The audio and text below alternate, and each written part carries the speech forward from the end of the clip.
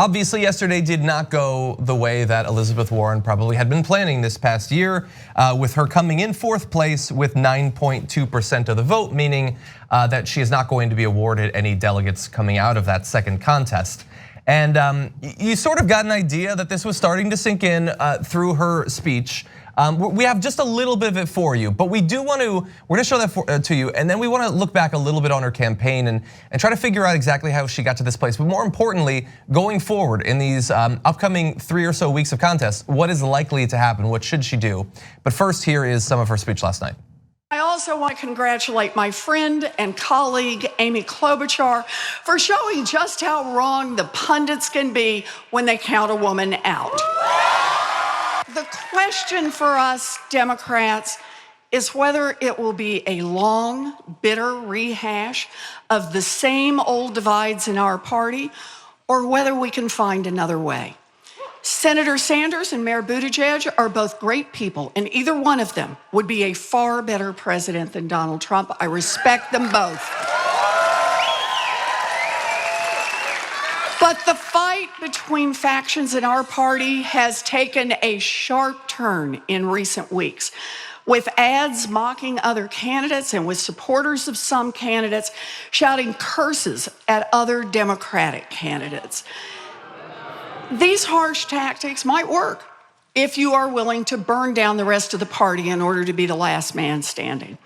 They might work if you don't worry about leaving our party and our politics worse off than how you found it. And they might work if you think only you have all the answers and only you are the solution to all our problems. But if we're going to beat Donald Trump in November, we are going to need huge turnout within our party. And to get that turnout, we will need a nominee that the broadest coalition of our party feels like they can get behind. I mean, my immediate reaction is I feel like the broadest coalition does have someone they feel that they can get behind. But I sort of see that speech as the rolling out of a strategy. That's not generally how she's been talking about this race so far, but obviously Iowa did not go well. New Hampshire went even worse. And so look, you've been following the race this entire time. You've talked a little bit about it, but what were some of the sort of standout moments that led her to this place? First of all, David Dane named names last night. Joe Rosbars is in her campaign, is kind of an establishment person, let's leave it at that, in the campaign that's pushed her in this direction consistently and has been probably the root of almost all the mistakes in the campaign. But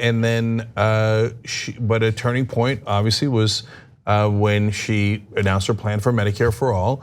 It started to walk away from Medicare for All, and she did that in a couple of stages. And in the beginning, I was like, no, it's still Medicare for All. Anna yelled at me, and I thought that is going to create division in the party. No. Or perhaps we're having a healthy debate that gets us to the right policies. And then she backed away more and more, and her polling went down, down, down. And then, but another moment happened that was very important. 200 Obama officials endorsed her. They made a big deal about it. And so all these, the conservative wing of the party, the establishment wing of the party, gained strength within her campaign and destroyed it from the inside. And her drop is exactly at that time. There's no question about it. Those two key factors, when the establishment came in 100 strong to influence her to go in this direction, and when she started backpedaling from progressive platforms. Now, why is Amy Klobuchar doing well? Because she is actually the only other candidate other than Bernie Sanders to be consistent about her positions throughout. So Buttigieg was unequivocally for Medicare for All, then Medicare for All for those who kind of want it, maybe, right? And Elizabeth Warren, I love her and I think she's a great progressive and has done some wonderful things, but took her campaign in an establishment direction. I knew it would lead to disaster, and it did lead to disaster. We're not the bad guys for pointing it out. That's clearly what happened. Anyone who defies that is defying reality. It's absurd. So they say, like, for example, some will claim, no, it's that she backed Medicare for All more at that point. No, that's just counterfactual. Second of all, even if that were true, why would that lead to a decline if the guy who is most known for Medicare for All went up? and not down. So they just have no logic at all. So now at this late date, that was a depressing speech. So number one, people being rude is establishment 101. Blaming people who are being rude. Oh, I don't like being criticized, so I'm gonna take rando on Twitter who said something and say, oh, that's it, that's Bernie Sanders, supporters, all of them, and Bernie Sanders himself, and everyone who's ever backed Bernie Sanders is that one guy on Twitter because someone was rude. Let's do civility and not talk about the differences that we have. Sorry, no deal. And so I said no deal when I was backing Warren as well, like meaning, hey, she's a great progressive. I don't know, I've said it probably 1,000 times. And so if somebody says, hey, Biden and Elizabeth Warren have the same banking policy, I'd say you're mental. Oh, I'm sorry, I'm being rude. Okay, they are completely different. Elizabeth Warren's banking policy is fantastic. Biden's banking policy is a disaster. I'm sorry, was I rude in pointing out your policy differences? Warren is right, Biden is wrong. But on other issues, now, unfortunately, Warren is wrong and Bernie is right. And so now she says, don't do that. Don't point out the differences. And I'm gonna pull a Chuck Todd and mainstream media 101 because these new Obama Clinton people in my campaign are telling me if I say that Bernie is rude, I'm gonna win. How's that working out for the rest of the candidates? Yeah. Why would you listen to those idiots? So we don't have too much time, but I am interested in your opinion where if, like I see that speech and I think that like, okay, maybe we're gonna see some ads like that. It seems like a horrible direction going. I can't possibly imagine how that's gonna help her to win. But if you were to advise her, like we're only 2 states in. Klobuchar rose a bunch in just a week, which means that hypothetically candidates still could. What do you think she could do to increase her chances at this point? No, it's too late. So I hate to say that, but it's done. So look, guys, we did advise her in a sense, in a couple of senses. So do I know people in our campaign? Yes. Do I think that there are wonderful progressives in our campaign? Absolutely. Did they have the right intentions? Yes. Did they have the right strategy? Yes. Until the establishment guys came in and imploded our campaign just like they do to every campaign. Beto O'Rourke had a great strategy in his Senate run. It was to distribute power to the volunteers. He broke every record there was on organizing.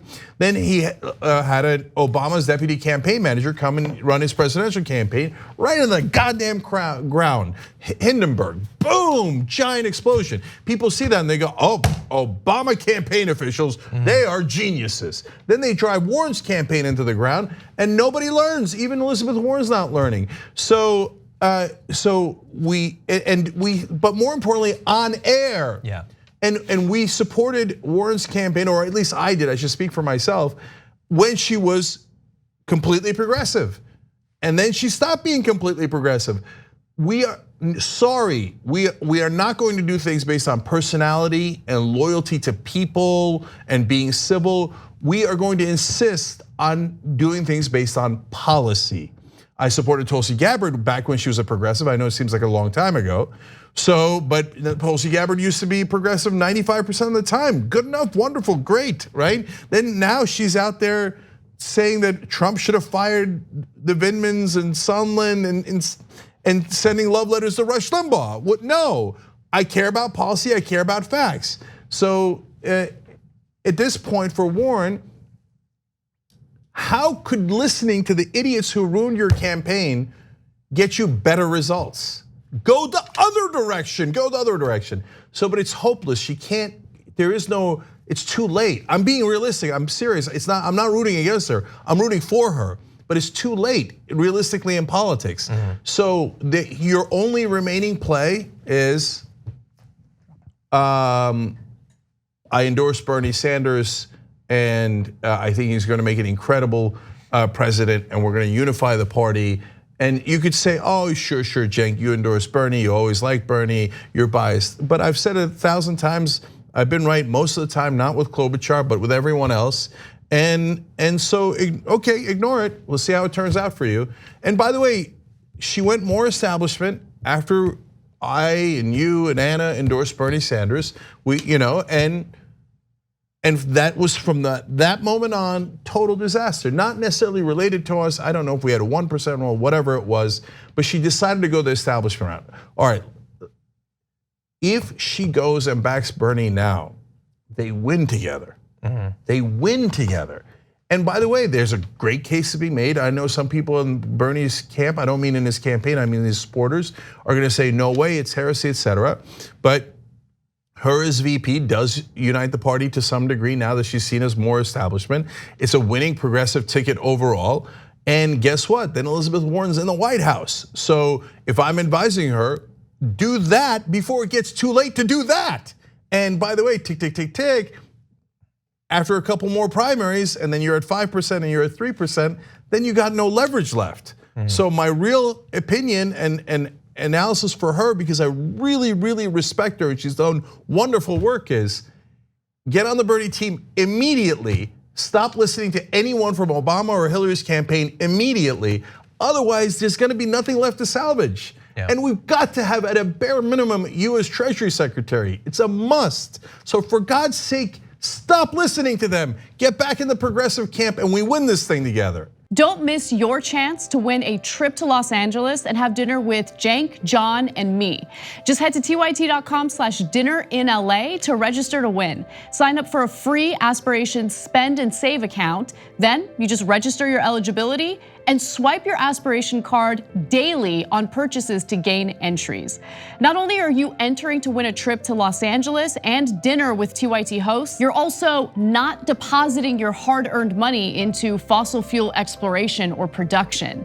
As a friendly reminder, even if you already have an Aspiration account, you must still register for eligibility into the sweepstakes.